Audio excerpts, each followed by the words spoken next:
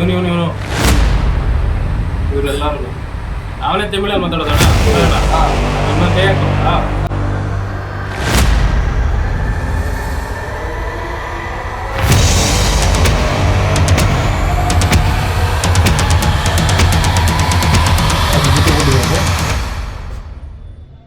ಅದು tissue damage ಆಗಿದೆ. ಆಮೇಲೆ ನನಗೆ ದಾರಿ ಹೋಗ್ತಾ ಹೋಗ್ತಾ ಮಾತ್ರೆಗಳು ನುಂಗಿಸ್ತಾನೆ ಇದ್ದಾರೆ. ಏನು ಮಾತ್ರೆ ಅಂತ ಗೊತ್ತಿಲ್ಲ.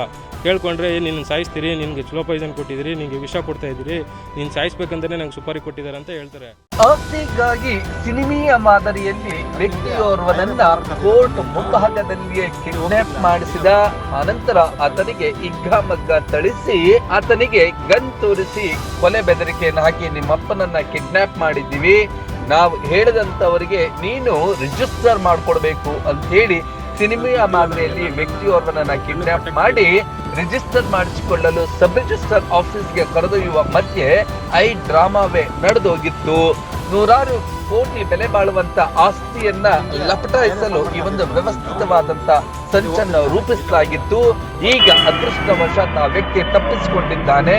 ಆತನನ್ನ ಕಿಡ್ನಾಪ್ ಮಾಡಿದಂತವರ ವಿರುದ್ಧ ಹಾಗೂ ಆ ನಡೆದಂತ ಘಟನೆಯ ಸಂಪೂರ್ಣ ವಿವರವನ್ನ ಕೊಟ್ಟರು ಕೂಡ ಪೊಲೀಸ್ನವರು ಕೈ ಚೆಲ್ಲಿ ಕುಳಿತಿದ್ದಾರೆ. ಪೊಲೀಸ್ನವರು ಕೂಡ ಈ ಒಂದು ಪ್ರಕರಣದಲ್ಲಿ ಭಾಗಿಯಾಗಿದ್ದಾರಾ?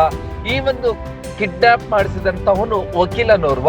ಈ ವಕೀಲನು ಕೂಡ ಪೊಲೀಸರ ಮಧ್ಯದಿಂದ ಅಡ್ಜಸ್ಟ್ಮೆಂಟ್ ಮಾಡಿಕೊಂಡು ಈ ಒಂದು ಪ್ರಕರಣವನ್ನ ವ್ಯವಸ್ಥಿತವಾಗಿ ಮುಚ್ಚಿ ಹಾಕಲು ಪ್ಲಾನ್ ಮಾಡಿಕೊಂಡಿದ್ದಾರೆ ಎನ್ನುವಂತಹ ಬೆಚ್ಚಿ ಬೀಳಿಸುವಂತಹ ಘಟನೆ ಬೆಂಗಳೂರು ಹೊರವಲಯದ ಆನೇಕಲ್ ಪಟ್ಟಣದಲ್ಲಿ ನಡೆದಿದೆ. ಆನೇಕಲ್ ಪೊಲೀಸ್ ಇನ್ಸ್ಪೆಕ್ಟರ್ ತಿಪ್ಪೇಸ್ವಾಮಿ ಅಕ್ಷರಶಃ ಬೇಜವಾಬ್ದಾರಿ ಮೆರೆದಿದ್ದಾರೆ. ಈಗ ಕಿಡ್ನಾಪ್ಗೆ ಒಳಗಾಗಿದ್ದಂತಹ ವ್ಯಕ್ತಿ ಈ ತನಿಖಾ ಅಧಿಕಾರಿಯನ್ನೇ ಬದಲಿಸಬೇಕು ಅಂತೇಳಿ SP ರವರ ಮೊರೆ ಹೋಗಿದ್ದಾರೆ.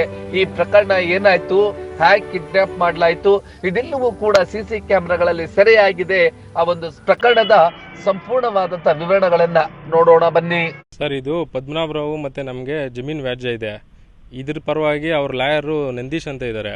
ನಂದೀಶು ಮತ್ತು ಅವರು ಸೀನಿಯರು ವಿಶ್ವನಾಥ್ ಅಂತ ಇದ್ದಾರೆ. ಇವರಿಬ್ಬರು ಏನು ಮಾಡ್ತಾರೆ, ನಂದೀಶ್ ನನ್ನ ಕಾಂಟ್ಯಾಕ್ಟ್ ಬಂದು ಇದನ್ನು ನಾನು ತುಂಬ ದಿನ ಕೇಸ್ ಹಾಕ್ಕೊಂಡು ಹೋಗೋದು ಯಾಕೆ, ನೀವೇನೋ ಡೆವಲಪ್ಮೆಂಟ್ ಮಾಡಿಕೊಟ್ರೆ ನಾನು ರಾಜಿ ಮಾಡಿಸ್ತೀನಿ ಅಂತ ಹೇಳ್ತಾನೆ. ಒಂದು ಕೇಸ್ ಇದ್ದರೆ 20 ವರ್ಷ 30 ವರ್ಷ ಆಗುತ್ತೆ, ಬೇಡ ನೀವು ರಾಜಿ ಮಾಡ್ಕೊಳ್ರಿ ಅಂತ ಹೇಳ್ತಾನೆ. ಆಯಿತು ನೀವು ರಾಜಿ ಮಾಡಿರಿ ಅಂತ ನಾನು ಏನು ಮಾಡ್ತೀರೋ ಮಾಡಿರಿ ಅಂತ ನಾನು ಕೇಳ್ಕೊಂಡಾಗ ನಂದೀಶ್ ಲಾಯರು ಅವ್ರ ಸೀನಿಯರ್ ಲಾಯರ್ ಹತ್ರ ನಾನು ಮಾತಾಡಿದ್ದೀನಿ, ನೀವು ಸರ್ಜಾಪುರಕ್ಕೆ ಬನ್ನಿ ಅಂತ ಒಂದಿನ ಕರೀತಾನೆ. ಈ ನನ್ನ ಘಟನೆ ಆಗೋಕ್ಕಿಂತ ಮುಂಚೆ ಒಂದು 2-3 ದಿನ ಮುಂಚೆ ಕರೀತಾನೆ. ಕರೆದ್ಬಿಟ್ಟು ಸರ್ಜಾಪುರದ ಹತ್ರ ಮಾತಾಡ್ತಾನೆ, ಈ ಥರ ನಂಗೆ ಇಷ್ಟು ಫೀಸ್ ಕೊಡ್ರಿ, ನಾನು ಪದ್ಮನಾಭರಾವ್ನ ಕರಿತೀನಿ, ಪದ್ಮನಾಭರಾವು ಮತ್ತು ಅವ್ರ ಫ್ಯಾಮಿಲಿ ಹತ್ರ ಮಾತಾಡಿ ನಿಮ್ಗೆ ರಾಜಿ ಮಾಡ್ಕೊಡ್ತೀನಿ. ಹೌದು, ಹೀಗೆ ಗಾಯಗೊಂಡಿರ್ತಕ್ಕಂಥ ಈ ವ್ಯಕ್ತಿಯ ಹೆಸರು ಶ್ರೀನಿಧಿ. ಈತ ಬೆಂಗಳೂರು ಹೊರವಲಯದ ಆನೇಕಲ್ ತಾಲೂಕಿನ ವಾಬಸಂದ್ರ ನಿವಾಸಿ. ಇದೇ ಜುಲೈ 4ರಂದು ತನ್ನ opposite advocate Nandish and gang ನಡುವೆ ಮಾತುಕತೆಗೆ ಅಂತ ಹೇಳಿ ವಕೀಲನಾದಂತ ನಂದೀಶ್ ಈತನನ್ನ ಪಕ್ಕಾ ಪ್ಲಾನ್ ಮಾಡಲಾಗಿದ್ದಂತ ಕಿಡ್ನಾಪ್ ನಲ್ಲಿ ಕೆಟ್ಟಾಕೆ ಸಿನಿಮೆಯ ಮಾದರಿಯಲ್ಲಿ ಕೆಡುಕೊಂಡಿದ್ದ ಈತನನ್ನ ಕಿಡ್ನಾಪ್ ಮಾಡ್ಕೊಂಡು ಹೋಗಿ ಹಿಗ್ಗಾಮಗ್ಗ ಥಳಿಸಿ ನಾನು ಹೇಳಿದಂತವರಿಗೆ ರಿಜಿಸ್ಟರ್ ಮಾಡ್ಕೊಡ್ಬೇಕು, ನಿಮ್ಮ ಸಂಬಂಧಿಯಾಗಿರುವಂತಹ ಪದ್ಮನಾಭ್ ರವರು ನನಗೆ ಸುಪಾರಿ ಕೊಟ್ಟಿದ್ದಾರೆ, ನೀನು ಏನಾದ್ರೂ ರಿಜಿಸ್ಟರ್ ಮಾಡ್ಕೊಡ್ಲಿಲ್ಲ ಅಂತಂದ್ರೆ ನಿನ್ನನ್ನ ಕೊಲೆ ಮಾಡ್ತೀವಿ ಅಂತೇಳಿ ಬೆದರಿಕೆ ಹಾಕಿದ್ರಂತೆ. ಇದರ ನಡುವೆ ಈತನನ್ನ ಪಾಳು ಬಿದ್ದಂತ ಕಟ್ಟಡವೊಂದಕ್ಕೆ ಕರೆದುಕೊಂಡು ಹೋಗಿ ಅಲ್ಲೂ ಕೂಡ ಕಣ್ಣಿಗೆ ಬಟ್ಟೆಯನ್ನ ಕಟ್ಟಿ ಹಿಗ್ಗಾಮಗ್ಗ ಥಳಿಸಿ ರಿವಲ್ವರ್ ತೋರಿಸಿದ್ದಾನೆ, ಆವಾಜನ್ನ ಹಾಕಿದ್ದಾರೆ. ಆನಂತರ ಈತನನ್ನ ಸೀದಾ ಸರ್ಜಾಪುರ ಸಬ್ ರಿಜಿಸ್ಟರ್ ಆಫೀಸ್ಗೆ ಕರೆದುಕೊಂಡು ಹೋಗಿದ್ದಾರೆ. ದಾರಿಯ ನಡುವೆ ಸುಮಾರು 20ಕ್ಕೂ ಹೆಚ್ಚು ಮಾತ್ರೆಗಳನ್ನ ಇವನಿಗೆ ನುಂಗಿಸಿದ್ದಾರೆ. ಇವನು ಅರಳೋ ಮರಳೋ ಎಂಬಂತಾಗಿದೆ. ಇವನು ಒಂದಷ್ಟು ಅಸ್ವಸ್ಥನಾಗಿದ್ದಾನೆ. ಇವನನ್ನ ಸರ್ಜಾಪುರ ಸಬ್ ರಿಜಿಸ್ಟರ್ ಆಫೀಸ್ ಬಳಿ ಕಣ್ಣಿಗೆ ಕಟ್ಟಲಾಗಿದ್ದಂತ ಬಟ್ಟೆಯನ್ನ ಬಿಚ್ಚಿ ಇಲ್ಲೇನಾದ್ರೂ ಉಸಿರು ಬಿಟ್ರೆ ಸರಿ ಹೋಗಲ್ಲ ಅಂತೇಳಿ ಇಲ್ಲಿ ಆಗಾಗಲೇ ಅಲ್ಲಿ ನಿಂತಿದ್ದಂತಹ ಪದ್ಮನಾಭ್ ಮತ್ತು ಅವರ ಮಕ್ಕಳಾದಂತಹವರು ಇವನನ್ನ ಒಳಗಡೆ ಕರ್ಕೊಂಡು ಹೋಗ್ತಾರೆ. ಒಳಗಡೆ ಕರೆದುಕೊಂಡು ಹೋಗಿ ಇವನು ನಾವು ಹೇಳಿದಂತವರಿಗೆ ರಿಜಿಸ್ಟರ್ ಮಾಡ್ಕೊಡ್ಬೇಕು ಎನ್ನುವಂತ ಧಮಕಿ ಹಾಕಿದ್ದಾನೆ ಅಂತೇಳಿ ಕೂಡ ತಿಳಿದು ಬಂದಿದೆ. ಈ ಒಂದು ಘಟನೆಯ ಬಗ್ಗೆ ಶ್ರೀನಿಧಿ ವಿವರಗಳನ್ನ ತಿಳಿಸೋದು ಹೀಗೆ. ಸರ್, ಇದು ಪದ್ಮನಾಭರಾವು ಮತ್ತೆ ನಮಗೆ ಜಮೀನ್ ವ್ಯಾಜ್ಯ ಇದೆ. ಇದ್ರ ಪರವಾಗಿ ಅವ್ರ ಲಾಯರು ನಂದೀಶ್ ಅಂತ ಇದ್ದಾರೆ. ನಂದೀಶು ಮತ್ತು ಅವರು ಸೀನಿಯರು ವಿಶ್ವನಾಥ್ ಅಂತ ಇದ್ದಾರೆ. ಇವರಿಬ್ಬರು ಏನು ಮಾಡ್ತಾರೆ, ನಂದೀಶ್ ನನ್ನ ಕಾಂಟ್ಯಾಕ್ಟ್ ಬಂದು ಇದನ್ನು ನಾನು ತುಂಬ ದಿನ ಕೇಸ್ ಹಾಕ್ಕೊಂಡು ಹೋಗೋದು ಯಾಕೆ, ನೀವೇನೋ ಡೆವಲಪ್ಮೆಂಟ್ ಮಾಡಿಕೊಟ್ರೆ ನಾನು ರಾಜಿ ಮಾಡಿಸ್ತೀನಿ ಅಂತ ಹೇಳ್ತಾನೆ. ಒಂದು ಕೇಸ್ ಇದ್ದರೆ 20 ವರ್ಷ 30 ವರ್ಷ ಆಗುತ್ತೆ, ಬೇಡ ನೀವು ರಾಜಿ ಮಾಡ್ಕೊಳ್ರಿ ಅಂತ ಹೇಳ್ತಾನೆ. ಆಯಿತು ನೀವು ರಾಜಿ ಮಾಡಿರಿ ಅಂತ ನಾನು ಏನು ಮಾಡ್ತೀರೋ ಮಾಡಿರಿ ಅಂತ ನಾನು ಕೇಳ್ಕೊಂಡಾಗ ನಂದೀಶ್ ಲಾಯರು ಅವ್ರ ಸೀನಿಯರ್ ಲಾಯರ್ ಹತ್ರ ನಾನು ಮಾತಾಡಿದ್ದೀನಿ, ನೀವು ಸರ್ಜಾಪುರಕ್ಕೆ ಬನ್ನಿ ಅಂತ ಒಂದಿನ ಕರೀತಾನೆ. ಈ ನನ್ನ ಘಟನೆ ಆಗೋಕ್ಕಿಂತ ಮುಂಚೆ ಒಂದು 2-3 ದಿನ ಮುಂಚೆ ಕರೀತಾನೆ. ಕರೆದ್ಬಿಟ್ಟು ಸರ್ಜಾಪುರದ ಹತ್ರ ಮಾತಾಡ್ತಾನೆ, ಈ ಥರ ನಂಗೆ ಇಷ್ಟು ಫೀಸ್ ಕೊಡ್ರಿ, ನಾನು ಪದ್ಮನಾಭರಾವ್ನ ಕರಿತೀನಿ, ಪದ್ಮನಾಭರಾವು ಮತ್ತು ಅವ್ರ ಫ್ಯಾಮಿಲಿ ಹತ್ರ ಮಾತಾಡಿ ನಿಮ್ಗೆ ರಾಜಿ ಮಾಡ್ಕೊಡ್ತೀನಿ ಅಂತ ಹೇಳ್ತಾನೆ. ಆಯಿತು ಅಂತ ಹೇಳ್ತೀನಿ. ನೆಕ್ಸ್ಟ್ ದಿನ ನಂದೀಶ್ ಒಂದು 5:15 ಹಂಗೆ ಫೋನ್ ಮಾಡ್ತಾನೆ, 1ನೇ ತಾರೀಕು ಸುಖಸಾಗರ್ ಮಾಲಲ್ಲಿ ಹೋಗು, ಅಲ್ಲಿ ವಿಶ್ವನಾಥ್ ಲಾಯರ್ ಬರ್ತಾರೆ, ಅವ್ರಿಗೆ ಅಮೌಂಟ್ ಕೊಡು, ಮಿಕ್ಕಿದೆಲ್ಲ ಅವ್ರು ನೋಡ್ಕೊತಾರೆ ಅಂತ ಹೇಳ್ತಾರೆ. ಆಗ ನಾನು ಒಂದು 6 ಗಂಟೆಗೆ ಗಾಂಧಿನಗರದಲ್ಲಿರೋ ಸುಖಸಾಗರ್ ಮಾಲಲ್ಲಿರೋ 3ನೇ ಫ್ಲೋರ್ಗೆ ಹೋಗಿ ಅವ್ರಿಗೆ 8 ಲಕ್ಷ ಅಮೌಂಟ್ ಕೊಡ್ತೀನಿ ವಿಶ್ವನಾಥ್ ಅನ್ನೋರಿಗೆ. ವಿಶ್ವನಾಥ್ ನಿನಗೆ ನಾನು ಫೋನ್ ಮಾಡ್ತೀನಿ, ಆಗ ಪದ್ಮನಾಭರವ್ರನ್ನ ಕರೆಸ್ತೀನಿ, ನಾನು ಮಾತಾಡ್ತೀನಿ ಅಂತ ಹೇಳ್ಬಿಟ್ಟು ಹೋಗಿರ್ತಾರೆ. ನೆಕ್ಸ್ಟ್ ದಿನ ನನಗೆ 4ನೇ ತಾರೀಕು 3ನೇ ತಾರೀಕು ನೈಟ್ ಫೋನ್ ಮಾಡ್ತಾನೆ ನಂದೀಶು, ಈ ಥರ ವಿಶ್ವನಾಥ್ ಲಾಯರು ಪದ್ಮನಾಭರ ಹತ್ರ ಮಾತಾಡಿದ್ದಾರೆ, ನೀನು ನಾಳೆ ಕೋರ್ಟ್ ಹತ್ರಕ್ಕೆ ಬಾ, ಅಲ್ಲಿ ನಮ್ಮ ಆಫೀಸ್ ಇದೆ, ಅಲ್ಲಿ ಕುತ್ಕೊಂಡು ಮಾತಾಡೋಣ ಅಂತ ಹೇಳ್ತಾನೆ. ಆಗ ಸರಿ ಸರ್ ನೀನು ಒಬ್ಬನೇ ಬರಬೇಕು ಅಂತ ನನಗೆ ಹೇಳ್ತಾನೆ. ಸರಿ ಸರ್ ನಾನು ಬರ್ತೀನಿ ಅಂತ ಹೇಳ್ತೀನಿ. ಬೆಳಗ್ಗೆ 11:15 ಅಲ್ಲಿರ್ಬೇಕು ನೀನು ಅಂತ ಹೇಳ್ತಾನೆ. ಆಗ ನಾನು ಸರಿ ಅಂತ ಹೇಳಿದ ತಕ್ಷಣ ಬೆಳಗ್ಗೆ ಫೋನ್ ಮಾಡ್ತಾನೆ 11 ಗಂಟೆ ಹಂಗೆ, ಬಂದ ನೀನು ಒಬ್ಬನೇ ಬಂದಿದ್ದೆ ತಾನೆ, ಯಾರನ್ನೂ ಕರ್ಕೊಂಬರ್ಬೇಡ, ಎಲ್ಲರಿಗೂ ಗೊತ್ತಾಗುತ್ತೆ, ನಾನು ಕರೆಸಿದ್ದೀನಿ, ಪದ್ಮನಾಭರಾವ್ ವಿಶ್ವನಾಥ್ ಇದ್ದಾರೆ, ಇವತ್ತು ಮಾತಾಡಿ ಮುಗಿಸೋಣ ಅಂತ ಕರೀತಾನೆ. ಅಡ್ವೊಕೇಟ್ ನಂದೀಶ್ ಲಾಯರೇ ನನಗೆ ವಾಟ್ಸಪ್ ಕಾಲ್ ಮಾಡ್ತಾನೆ. ಆಗ ನಾನು 11:15 ಕರೆಕ್ಟಾಗಿ ನಾನು ಕೋರ್ಟ್ ಹತ್ರ ಬಂದು ನಿಂತ್ಕೊತೀನಿ. ಕೋರ್ಟ್ ಹತ್ರ ಬಂದಾಗ ಅವ್ನಿಗೆ ಫೋನ್ ಮಾಡ್ತೀನಿ, ಬಂದಿದ್ದೀನಿ ಸರ್ ಅಂತ. ಆಗ ಅವ್ನು ನಿಂತ್ಕೊಂಡು ಅವರು ಸೀನಿಯರ್ ಇನ್ನು ಸ್ವಲ್ಪ ಲೇಟ್ ಆಗ್ತದೆ, ಇನ್ನು 1 ಅವರ್ ಬಿಟ್ಕೊಂಡು ಬರ್ತಾರೆ, ನೀನು ಅಲ್ಲೇ ಇರು ಅಂತ ಹೇಳ್ತಾನೆ. ಆಮೇಲೆ 1 ಗಂಟೆ ಹಂಗೆ ಸುಮಾರು ಹತ್ರ ನನ್ನ ಕಾರ್ ಹತ್ರ ಫಾರ್ಚುನರ್ ಕಾರಿಗೆ ಬಂದ್ಬಿಟ್ಟು ನನ್ನ ಕಾರ್ ಒಳಗಡೆ ಕೂತ್ಕೊಂಡು ಸರಿ ನಡಿ ಅಲ್ಲಿದ್ದಾರೆ ಹೋಗಿ ಮಾತಾಡೋಣ ಅಂತ ಹೇಳ್ಬಿಟ್ಟು ಮುಂದ್ಗಡೆ ಅಲ್ಲಿಂದ ಕೋರ್ಟಿಂದ ಒಂದು 200 ಮೀಟ್ರ್ ಕರ್ಕೊಂಡು ಹೋಗ್ತಾನೆ ನನ್ನ ಕಾರಲ್ಲೇ ಕೂತ್ಕೊಂಡು. ಆಗ ವಿಶ್ವನಾಥ್ ಲಾಯರು ಅಲ್ಲಿದ್ದಾರೆ, ನಾವು ಹೋಗೋಣ ಮಾತಾಡೋಣ ಅಂತೇಳಿ ನಮ್ಮನ್ನು ಕರ್ಕೊಂಡು ಹೋದ್ಮೇಲೆ ಅಲ್ಲಿ ಫಸ್ಟ್ ಫ್ಲೋರಲ್ಲಿ ಅವ್ರದ್ದು ಫ್ರೆಂಡ್ ಆಫೀಸ್ ಇದೆ. ಆ ಫ್ರೆಂಡ್ ಆಫೀಸಲ್ಲಿ ಮುಂದೆ ನಂದೀಶ್ ಹೋಗ್ತಾನೆ, ನಾನು ಇರ್ತೀನಿ, ಹಿಂದ್ಗಡೆ ವಿಶ್ವನಾಥ್ ಬರ್ತಾರೆ. ಮೇಲೆ ಅವ್ರ ಕ್ಯಾಬಿನಲ್ಲಿ ಹೋದಾಗ ನಾಗಭೂಷಣ್ ಅಂತ ಇರ್ತಾರೆ, ಅವ್ರ ಲಾಯರ್ ಹತ್ರ ಪರ್ಮಿಷನ್ ತೊಗೊಂಡು ನೀವು ಕ್ಯಾಬಿನಿಂದ ಆಚೇರಿ ನಾವು 3 ಮಾತಾಡ್ತೀನಿ ಅಂತೇಳಿ ಅವರು ಒಳಗಡೆ ಕರ್ಕೊಂಡು ಹೋಗ್ತಾರೆ ನನ್ನ. ಒಂದು 20 ನಿಮಿಷ ಮಾತಾಡ್ತೀರಿ, ನನಗೆ ನಮ್ಮ ಮನೆಯಿಂದ ಒಂದು 3 ಮಿಸ್ ಕಾಲ್ ಬಂದಿರ್ತದೆ, ನಾನು ಪಿಕ್ ಮಾಡಿರಲ್ಲ. ಆಗ ನಂದೀಶ್ಗೂ ಒಂದು 5-6 ಕಾಲ್ ಬರ್ತಾ ಇರ್ತದೆ, ಅವ್ನು ಆಚೆ ಹೋಗಿ ಬಂದು ಮಾತಾಡ್ತಾ ಇದ್ದ. ಬಂದು ಮಾತಾಡಿದ್ಮೇಲೆ ನನಗೇನೋ ಕೆಲಸ ಇದೆ ನಾನು ಹೋಗ್ತೀನಿ ಅಂತ ಹೋಗೋಕ್ಕೋದ. ತಿರ್ಗಾ ಒಳಗಡೆ ಬಂದ್ಬಿಟ್ಟು ಬೇಡ ನೀನು ಹೋಗು ಇಲ್ಲಿಂದ, ಅರ್ಜೆಂಟಾಗಿ ನೀನು ಇಲ್ಲಿಂದ ಹೋಗು. ಶ್ರೀನಿಧಿ ಮೂಲತಃ ವಾಪಸಂದ್ರ ನಿವಾಸಿ. ಇವನು 20 ಎಕರೆ ಜಮೀನು ವಿಚಾರವಾಗಿ ಇವರ ಸಂಬಂಧಿ ಆಗಿರುವಂತಹ ಪದ್ಮನಾಭ ರಾವ್ ರವರ ಕುಟುಂಬದ ನಡುವೆ ಒಂದಷ್ಟು ಕಿರಿಕಿರಿಗಳು ಹಾಗೆಯೇ ಮಾತುಕತೆಗಳು ಕೂಡ ನಡೀತಾ ಇದೆ. ಇದರ ನಡುವೆ ಪದ್ಮನಾಭ ರಾವ್ ರವರ ವಕೀಲರಾಗಿರ್ತಕ್ಕಂತಹ ನಂದೀಶ್ ಅವರ ಸೀನಿಯರ್ ಆಗಿರುವಂತಹ ವಿಶ್ವನಾಥ್ ನಾವು ಮಾತುಕತೆ ನಡೆಸಿ ಇದು 16 ವರ್ಷಗಳಾಗೋಗಿತ್ತೆ, ನಾನು ಸೆಟಲ್ಮೆಂಟ್ ಮಾಡಿಸ್ಕೊಡ್ತೀನಿ ಅಂತೇಳಿ ನಂದೀಶ್ ಇವನನ್ನ ಕರೆಸ್ಕೊಂಡಿದ್ದಂತೆ. ಅದೆಲ್ಲವನ್ನು ಕೂಡ ನಂದೀಶ್ ವಿವರವಾಗಿ ಹೇಳೋದು ಹೀಗೆ. ಅವಾಚ್ಯ ಶಬ್ದಗಳಿಂದ ಕರೆದು ಇವತ್ತು ನಾನು ತಾಕತ್ ನೋಡಿರಂತೆ ಬನ್ರಿ, ಇವತ್ತು ನಿನ್ನ ಕತೆ ಮುಗಿಸ್ತೀವಿ ಅಂತ ಹೇಳ್ಬಿಟ್ಟು ನಾನು ಹಿಂದೆನೇ ಸಬ್ರೀಶ್ ಹಿಂದೆನೇ ಅವರಿಬ್ಬರೇ ಕರ್ಕೊಂಡ್ಬರ್ತಾರೆ. ಹೆಣ್ಮಕ್ಳು ಮತ್ತು ಗೂಂಡಾಗಳು ಇಷ್ಟು ಒಂದು 4 ಜನ ಇದ್ದು ನನ್ನ ಕರ್ಕೊಂಡು ಸಬ್ರೀಸ್ಟ್ ಆಫೀಸ್ ಮೇಲೆ ಕರ್ಕೊಂಡು ಹೋಗ್ತಾರೆ. ಆಗ ಪದ್ಮನಾಭರಾವು ಅವನ ಮಗ ಮತ್ತು ಸುಗುಣ ಅನ್ನೋರು ಇರ್ತಾರೆ, ಅವ್ರ ಜೊತೆ ಸುಮಾರು ಇನ್ನೂ ಒಂದು 5-6 ಜನ ಗೂಂಡಾಗಳಿರ್ತಾರೆ. ಆಮೇಲೆ ನನ್ನ ಮುಂದ್ಗಡೆ ಕೂಳಿಸ್ತಾರೆ, ಅಲ್ಲಿ ಸಬ್ರಿಜಿಸ್ಟ್ರು ಇದರಲ್ಲಿ ಚೇರಲ್ಲಿ ಕುಳಿಸ್ಬಿಟ್ಟು ಅವ್ರದ್ದೆಲ್ಲ ಫೋಟೋಗಳು ತಂಬು ಮತ್ತು ಸಿಗ್ನೇಚರ್ ಎಲ್ಲ ಅವ್ರ ಪ್ರೋಸೆಸ್ ಆದಮೇಲೆ ಒಬ್ಬರು ನಾನು ಕರೀತಾರೆ, ಈ ಥರ ಬಾ ನೀನು ಮಾಡು ಅಂತ. ಆಗ ನಾನೇನು ಹೇಳ್ತೀನಿ, ನಮ್ಮ ಅಪ್ಪಂದು ಫೋಟೋ ತೋರಿಸೋಣ, ಏನಾಗಿದೆ ನಂಗೆ ಗೊತ್ತಾಗಬೇಕಲ್ಲ, ಒಂದು ಅಟ್ಲೀಸ್ಟ್ ಫೋಟೋನ ತೋರಿಸಿ ಅಂತ ಕೇಳ್ಕೊತೀನಿ. ಅವಾಗ ಅವ್ರಿಲ್ಲ ನೀನು ತಿಕ್ಕ ಮುಚ್ಕೊಂಡು ನಡಿ, ನಕರ ಮಾಡಬೇಡ, ಹಂಗೆ ಹಿಂಗೆ ಅಂತ ಅಲ್ಲೂ ಹೊಡಿಯೋಕ್ಕೆ ನೋಡ್ತಾರೆ. ನನ್ನ ಕೈಗೆ ರಕ್ತ ಬಂದಿರ್ತದೆ, ಮೂಗೆಲ್ಲ ಇಲ್ಲಿ ಬಾಯೆಲ್ಲ ಕಿತ್ತೋಗಿರುತ್ತೆ, ಅವಾಗ ಈ ಮುಖ ಎಲ್ಲ ಊದಿರುತ್ತೆ. ಅವಾಗ ನಾನು ಇಲ್ಲ ನಂಗೆ ಫೋಟೋ ಬೇಕೇ ಬೇಕು, ನಮ್ಮ ಅಪ್ಪನ ಹೆಂಗಿದ್ದಾರೆ ನಂಗೆ ವಿಚಾರಣೆ ಮಾಡಬೇಕು, ನನಗೆ ಕೊಡಲೇಬೇಕು ನೀವು ಅಂತ ನಾನು ಕೇಳ್ಕೊಂಡಾಗ ಅವರು ಒಂದು 10-15 ನಿಮಿಷ ಕೊಡೋಲ್ಲ ಫೋಟೋ. ಸೊ ನಾನು ಇಲ್ಲ ನಮ್ಮ ಅಪ್ಪ ಇವ್ರ ಕೈಗೆ ಸಿಕ್ಕಿರಲ್ಲ ಅಂದ್ಕೊಂಡು ನಾನು ಅಲ್ಲಿಂದ ತಪ್ಪಿಸ್ಕೊಂಡು ಮುಂದ್ಗಡೆ ಕ್ಯಾಬಿನ್ ಇರುತ್ತೆ, ಸಬ್ರಿಜಿಸ್ಟ್ರ್ ಕ್ಯಾಬಿನ್, ಆ ಮೇಡಮ್ ಹತ್ರ ಓಡೋಗಿ ನಂಗೆ ಈ ಥರ ಕಿಡ್ನ್ಯಾಪ್ ಮಾಡ್ಕೊಂಬಂದಿದ್ದಾರೆ, ನಂಗೆ ಸಾಯಿಸ್ತಾ ಇದ್ದಾರೆ, ನಂಗೆ ದಬ್ಬಾಳಿಕೆ ಮಾಡ್ತಾ ಇದ್ದಾರೆ, ಬಲವಂತವಾಗಿ ನಾನು ಸಬ್ರಿಜಿಸ್ಟ್ರಿಗೆ ಕರ್ಕೊಂಬಂದಿದ್ದಾರೆ, ದಯವಿಟ್ಟು ಪೊಲೀಸವ್ರಿಗೆ ಫೋನ್ ಮಾಡಿರಿ ಅಂತ ಅವ್ರ ಹತ್ರ ನಾನು ರಿಕ್ವೆಸ್ಟ್ ಮಾಡ್ಕೊತೀನಿ. ಆಗ ಅವ್ರು ಯಾರಿಗೂ ಮಹೇಶ್ ಅನ್ನೋರು ಫೋನ್ ಮಾಡಿ ಅವರು 2 ನಿಮಿಷದಲ್ಲಿ ಬರ್ತಾರೆ. ಅಷ್ಟರಲ್ಲಿ ಇವ್ರು ಎಲ್ಲರೂ ಕೆಳಗಡೆ ಓಡೋಗ್ತಾರೆ. ಅಲ್ಲಿ ಸಬ್ರಿಜಿಸ್ಟ್ರ್ ಹತ್ರಕ್ಕೆ ಬಂದು ಪೊಲೀಸರು ನನ್ನನ್ನು ಸರ್ಜಾಪುರ ಪೊಲೀಸ್ ಸ್ಟೇಷನ್ ಕರ್ಕೊಂಡೋಗಿ, ಅವಾಗ ನನಗೆ 200 ಇತ್ತು BP, ಏನು ಮಾತಾಡ್ತಿದ್ದೀನಿ ನನಗೆ ಗೊತ್ತಾಗ್ತಾ ಇರಲಿಲ್ಲ. ಅವಾಗ ಅಲ್ಲಿ ಕುತ್ಕೊಂಡು ಸಮಾಧಾನ ಮಾಡಿ ನಾನು ಸರ್ಕಾರಿ ಆಸ್ಪತ್ರೆಗೆ ಕಳಿಸ್ಕೊಡ್ತಾರೆ. ಅಲ್ಲಿ ಇದ್ದು ನಾನು ಟ್ರೀಟ್ಮೆಂಟ್ ತೊಗೊಂಡು 12-13 ದಿನ ಟ್ರೀಟ್ಮೆಂಟ್ ತೊಗೊಂಡು 2 ದಿನ ಆಗಿದೆ ನಾನು ಅಲ್ಲಿಂದ ಆಸ್ಪತ್ರೆಯಿಂದ ಬಂದು. ಆ ಮಾತ್ರೆಗಳು ನುಂಗಿಸಿರೋದು ನನಗೆ ಏನು ಆಚೆ ಕಡೆ ಹೋಗ್ತೀನಿ ಕೂತ್ಕೊಂಡು ಮಾಡೋಕ್ಕಾಗ್ತಾಯಿಲ್ಲ ನನಗೆ. ಆಮೇಲೆ ನನಗೆ ಏನು ಲಿವರ್ ಇದೆ ಎಲ್ಲ ದಪ್ಪ ಆಗಿದೆ, ಏನು ಮಾತ್ರೆ ಕೊಟ್ಟಿದ್ದೀನಿ ಅಂತ ರಿಕ್ವೆಸ್ಟ್ ಮಾಡ್ಕೊತಾ ಇದ್ದೀನಿ ಅವ್ರ ಫ್ಯಾಮಿಲಿ ಹತ್ರ, ಹೇಳ್ರಿ ಅಂತ, ಅದು ಹೇಳ್ತಾ ಇಲ್ಲ. ಏನು ಕೊಟ್ಟಿದ್ದಾರೆ ಅಂತ ಡಾಕ್ಟ್ರಿಗೂ ಗೊತ್ತಾಗ್ತಿಲ್ಲ. ಇನ್ನೂ 10 ದಿನ ಅಬ್ಸರ್ವೇಷನಲ್ಲಿ ಮಡಗಿದ್ದಾರೆ. ಮುಂದಕ್ಕೆ ನನ್ನ ಜೀವನದಲ್ಲಿ ನಂಗೆ ಏನು ತೊಂದರೆ ಆಗ್ತದೆ ಅಂತ ನನಗೆ ಇನ್ನೂ ಗೊತ್ತಿಲ್ಲ. ಸರ್, ಈಗ ಸರ್ಜಾಪುರದಿಂದ ನೀವು ಆನೇಕಲ್ ಆಸ್ಪತ್ರೆಗೆ ಬರ್ತೀರಾ, ಆಮೇಲೆ ಏನಾಯ್ತು? ಆನೇಕಲ್ ಆಸ್ಪತ್ರೆಗೆ ಬಂದು ಅಲ್ಲಿ ಬಂದು ನಾನು ಹೇಳಿಕೆ ನನ್ನ ಆಸ್ಪತ್ರೆಯಲ್ಲಿ ತೊಗೊತಾರೆ. ಹೇಳಿಕೆ ತೊಗೊಂಡು ಈ ಥರ ಹಿಂಗಾಗಿದೆ ಅಂತ ನಾನು ಹೇಳಿಕೆ ಕೊಡ್ತೀನಿ ಅಷ್ಟೇ. ಅವತ್ತು ಫುಲ್ಲು ರೆಸ್ಟ್ ಮಾಡ್ತಾಯಿದ್ವಿ ಸರ್. ಅಲ್ಲ, ಪೊಲೀಸರು ಬಂದು ಸ್ಟೇಟ್ಮೆಂಟ್ ತೊಗೊಂಡ್ರೆ ಏನು? ಪೊಲೀಸರು ಸ್ಟೇಟ್ಮೆಂಟ್ ತೊಗೊಂಡ್ರ, ಕೇಸ್ ಆಗಿದೆಯಾ? ಕೇಸ್ ಆಗಿದೆ. 5 ಜನ ಮೇಲೆ ಫಸ್ಟ್ FIR ಮಾಡಿದ್ರು. ಅದರಲ್ಲಿ ಸುಮಲತಾ ಅನ್ನೋರ ಮೇಲೆ ಅವರು ಅರೆಸ್ಟೇ ಮಾಡಲಿಲ್ಲ, ಅವ್ರೇನು ತನಿಖೆನೂ ಮಾಡಲಿಲ್ಲ ಸರ್. ಆಮೇಲೆ ಇವಾಗ ನಂದೀಶು ಮತ್ತು ನಾನು ಮರುಹೇಳಿಕೆ ಕೊಟ್ಟೆ, ಈ ಥರ ಹಿಂಗೆಲ್ಲ ಆಗಿದೆ ಅಂತ ಹೇಳ್ಬಿಟ್ಟು. ನೀವು ನಂದೀಶ್ ಅವ್ರ ಬಗ್ಗೆ ಹೇಳಿದ್ರಾ?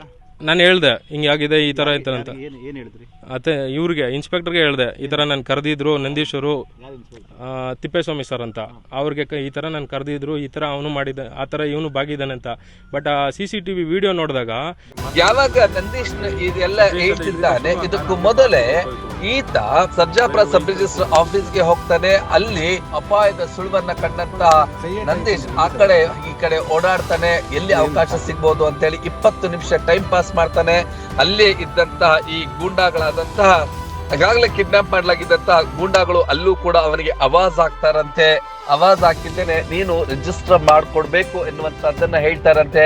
ಇವನು ಅಲ್ಲಿ ಹೊಂಚಾಕೊಂಡೆ ಓಡೋಗಿದ್ದೇನೆ ಟಾಯ್ಲೆಟ್ ನಲ್ಲಿ ಸೇರ್ಕೊಂಡು ಅಲ್ಲಿದ್ದಂತ ಅಧಿಕಾರಿ ಅವರವರಿಗೆ ಹೆಲ್ಪ್ ಮಾಡೋಂತ ಹೇಳ್ತಾನೆ. ಅವರು ತಕ್ಷಣವೇ ಸರ್ಜಾಪುರ ಪೊಲೀಸ್ನವ್ರಿಗೆ ಫೋನ್ ಮಾಡ್ತಾರೆ. ಪೊಲೀಸ್ನವರು ಬಂದ ನಂತರ ಇವನನ್ನ ಕರೆದುಕೊಂಡು ಹೋಗ್ತಾರೆ. ಅಷ್ಟಲ್ಲಾಗ್ಲೇ ಇವನನ್ನ ಕಿಡ್ನಾಪ್ ಮಾಡಲಾಗಿದ್ದಂತ 4 ಕೂಡ ಎಸ್ಕೇಪ್ ಆಗ್ತಾರೆ.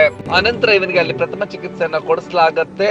ಆ ನಂತರ ಇವನನ್ನ ಎಲ್ಲಿ ಕಳಿಸಿದ್ರು ಅನ್ನೋದನ್ನ ಅಲ್ಲಿ ಸಬ್ ರಿಜಿಸ್ಟ್ರಾರ್ ಕಚೇರಿಯಲ್ಲಿ ಕೆಲಸ ಮಾಡುವಂತ ಸಬ್ ರಿಜಿಸ್ಟ್ರಾರ್ ಶಿವಕುಮಾರ್ ಮತ್ತು ದಿವ್ಯಾ ತಿಳಿಸಿದ್ದು ಹೀಗೆ.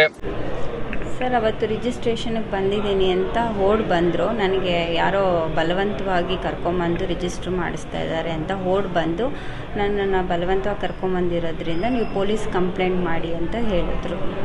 ನಾವು ಆಮೇಲೆ ಪೊಲೀಸ್ ಕಂಪ್ಲೇಂಟ್ ಮಾಡಿದ್ವಿ. ಅವ್ರನ್ನ ಬಂದು ಕರ್ಕೊಂಡು ಹೋದ್ವಿ. ಎಷ್ಟೊತ್ತಲ್ಲಿ ನಡೆದಿತ್ತು? Around 5 o'clock sir. ಅವರು ಏನಾಗಿತ್ತು ಮೇಡಮ್? ಅವ್ರ ಪರಿಸ್ಥಿತಿಯಲ್ಲಿ ಹೊಡೆದಿದ್ದೇನಾಗಿತ್ತ? ಕೈ ಒಂಚೂರು ಗಾಯ ಆಗಿತ್ತು ಸರ್, ಅಷ್ಟೇ. ಹೊಡೆದಿದ್ದೆಲ್ಲ ಬೇರೆ ಗೊತ್ತಿಲ್ಲ ಸರ್. ಏನು ಹೇಳಿದ್ರು ಮೇಡಮ್? ಅವ್ರಿಗೆ ಕಿಡ್ನಾಪ್ ಮಾಡ್ಕೊಂಡ್ರೆ ಏನಾಗ್ತಾರೆ? ನನ್ನ ಹೊಡೆದ್ಬಿಟ್ಟು ಕರ್ಕೊಂಬಂದಿದ್ದಾರೆ, ಬಲವಂತವಾಗಿ ಕರ್ಕೊಂಬಂದಿದ್ದಾರೆ, ನಾನು ಕಿಡ್ನಾಪ್ ಮಾಡಿ ಕರ್ಕೊಂಬಂದಿದ್ದಾರೆ, ಪೊಲೀಸಿಗೆ ಕಂಪ್ಲೇಂಟ್ ಮಾಡಿ ಮೇಡಮ್ ಅಂತ ಹೇಳಿದ್ರು. ಆಮೇಲೆ ಏನು ಮಾಡಿದ್ರು? ಪೊಲೀಸವ್ರಿಗೆ ಫೋನ್ ಮಾಡಿ ಪೊಲೀಸವ್ರು ಬಂದರು. ಒಂದು 5 minutesಗೆಲ್ಲ ಅವ್ರನ್ನ ಕರ್ಕೊಂಡು ಹೋದರು. ವಿಚಾರಣೆ ಮಾಡಿ ಕರ್ಕೊಂಡು ಹೋದರು. ಏನು ಯಾವ ಸರ್ ನಂಬರ್ ಏನು ಅದೇನು ಮಾಹಿತಿ ಇಲ್ಲ ಸರ್, ದಿವ್ಯಾ ಅಂತ ಸರ್. Thank you. ಅದು 4ನೇ ತಾರೀಕು ಮಧ್ಯಾಹ್ನದವರೆಗೂ ಕಚೇರಿಯಲ್ಲಿ ಕೆಲಸ ಮಾಡಿ ನಂತರ ಡಿಸ್ಟ್ರಿಕ್ಟ್ ರಿಜಿಸ್ಟರ್ ಆಫೀಸ್ಗೆ ಯಾವುದೋ ಒಂದು ಕ್ಲಾರಿಫಿಕೇಷನ್ ಡಿಸ್ಕಷನ್ಗೆ ಅಂತ ಹೊರಟೆ. ಅವಾಗ ಮ್ಯಾನೇಜರ್ ಚಾರ್ಜಲ್ಲಿದ್ದರು. ಸುಮಾರು 4:45 5 ಗಂಟೆ ಸುಮಾರಲ್ಲಿ ನನಗೆ ಈ ಇನ್ಸಿಡೆಂಟ್ ಆಗಿದೆ ಅಂತ ಫೋನ್ ಬಂತು. ತಕ್ಷಣ ನಾವು ಪೊಲೀಸ್ಗೆ ಇನ್ಫಾರ್ಮ್ ಮಾಡಿದ್ವಿ. ಕಚೇರಿಯಿಂದನೂ ಪೊಲೀಸ್ ಸ್ಟೇಷನ್ಗೆ ಇನ್ಫಾರ್ಮ್ ಮಾಡಿದ್ರು.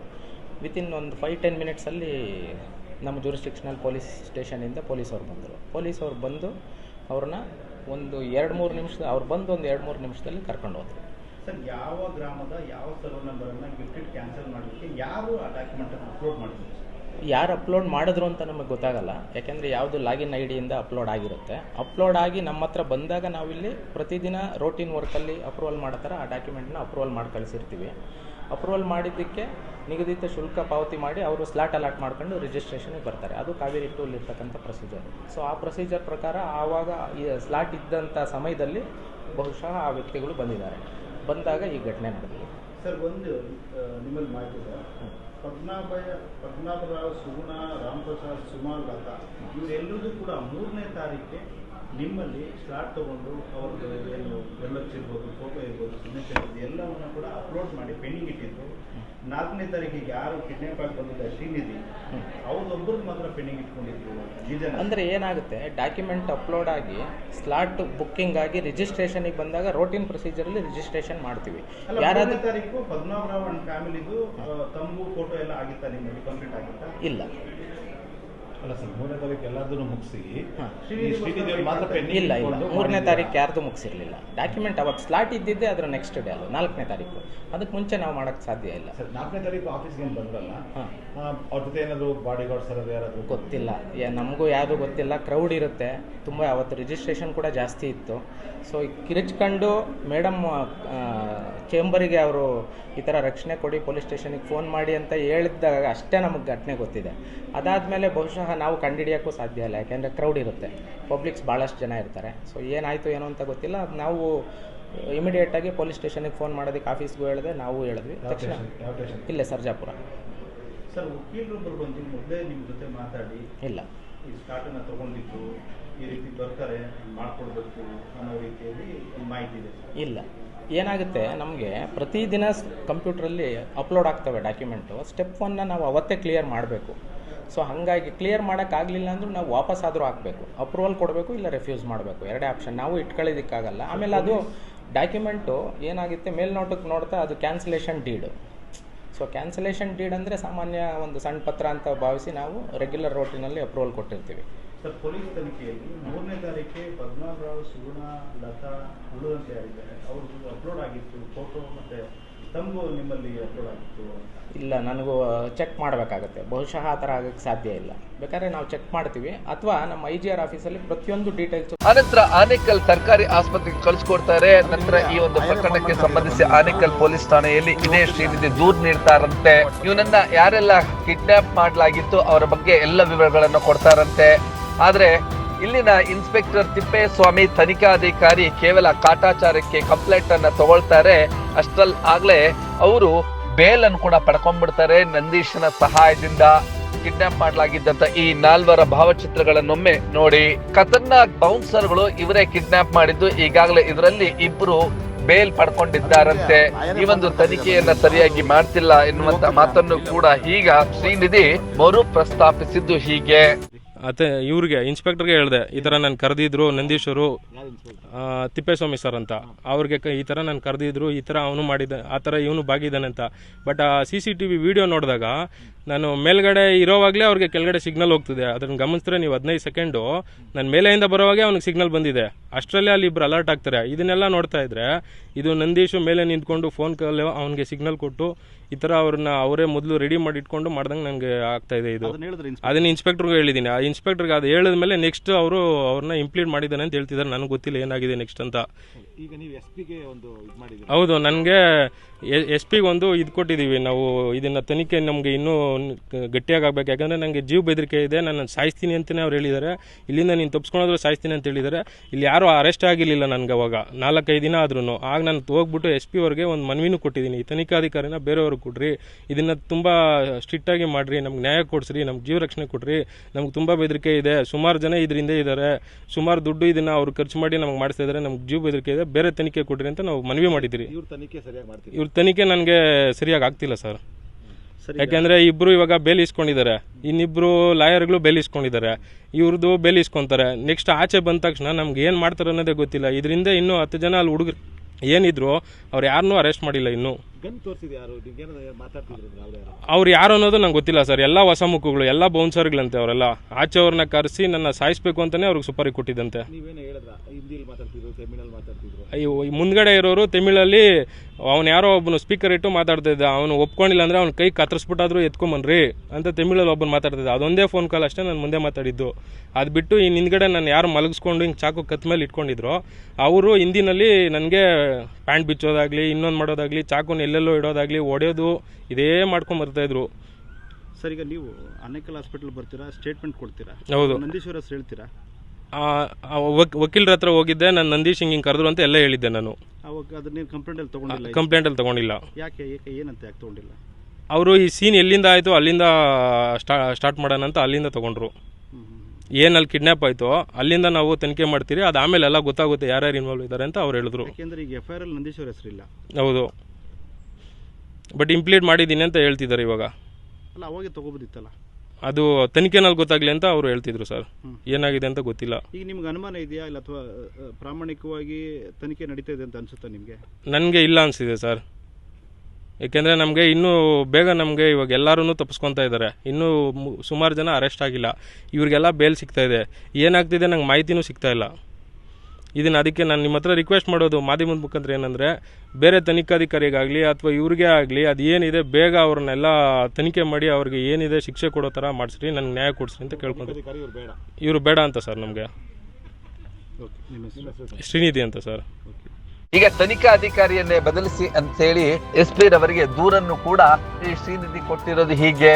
ಒಟ್ಟಿನಲ್ಲಿ ಸಿನಿಮೀಯ ಮಾದರಿಯಲ್ಲಿ 20 ಎಕರೆಯ ಭೂಮಿಗಾಗಿ ಅವರವರ ನಡುವೆ ಅಂದ್ರೆ ದಾಯಾದಿಗಳ ನಡುವೆ ಕಲಹ ತಾರಕಕ್ಕೇರಿ ಇವನನ್ನ ಸಿನಿಮಾ ಮಾದರಿಯಲ್ಲಿ ಕಿಡ್ನಾಪ್ ಮಾಡಿದ್ರು. ನಾವು ಎಲ್ಲೋ ಸಿನಿಮೀಯ ಮಾದರಿಗಳಲ್ಲಿ ಈ ರೀತಿ ಕಿಡ್ನಾಪ್ಗಳನ್ನ ಸಿನಿಮಾಗಳಲ್ಲಿ ನೋಡಿದ್ವಿ, ದೂರದ ಬಿಹಾರ, ಉತ್ತರ ಪ್ರದೇಶಗಳಲ್ಲಿ ನೋಡಿದ್ವಿ. ಆದ್ರೆ ನಮ್ಮ ಮನೆ ಬಾಗಿಲಲ್ಲಿ ಈ ರೀತಿಯಾದಂತ ಘಟನೆಗಳು ಆದ್ರೆ ಆನೇಕಲ್ ಠಾಣೆಯ ಪೊಲೀಸ್ ಇನ್ಸ್ಪೆಕ್ಟರ್ ತಿಪ್ಪೇಸ್ವಾಮಿ ಮಾತ್ರ ಈ ಒಂದು ಪ್ರಕರಣ ನಡೆದೇ ಇಲ್ವೇನೋ ಅನ್ನುವಂತ ರೀತಿಯಲ್ಲಿ ಬಿಂಬಿಸ್ತಾ ಇದ್ದಾರೆ. ಇದು ಒಂದು ರೀತಿಯಾಗಿ ಅಪಾಯದ ಸೂಚನೆಗಳು. ಇಂತಹ ಬೇಜವಾಬ್ದಾರಿ, ನಿರ್ಲಕ್ಷ್ಯ, ನಿರ್ವೀರ್ಯ ಅಧಿಕಾರಿಗಳು ಇದ್ರೆ ಏನ್ ತಾನೇ ಮಾಡಕ್ಕಾಗತ್ತೆ? ಇನ್ನೆಲ್ಲಿನ ಕಾನೂನು ಸುವ್ಯವಸ್ಥೆ ಕಾಪಾಡೋದಕ್ಕೆ ಆಗತ್ತೆ? ಇಂಥ ಅಧಿಕಾರಿಗಳನ್ನ ಮೊದಲು ಎತ್ತಂಗಡಿ ಮಾಡಬೇಕು. ಜೊತೆಗೆ ಈ ರೀತಿಯಾಗಿ ಕಿಡ್ನಾಪ್ಗಳಾಗ್ತವೆ ಅನ್ನೋದನ್ನ ನಾವು ಅರ್ಥಕೊಳ್ಬೇಕು ಮತ್ತು ಈ ರೀತಿ ಜಮೀನು ವ್ಯಾಜ್ಯಗಳನ್ನ ಆಗಾಗಲೇ ಇತ್ಯರ್ಥ ಮಾಡ್ಕೊಳ್ಬೇಕು ಎಂಬುದೇ ನಿಮ್ಮ ಬ್ಲೂಮ್ ಟಿವಿಯ ಆಶಯವಾಗಿದೆ.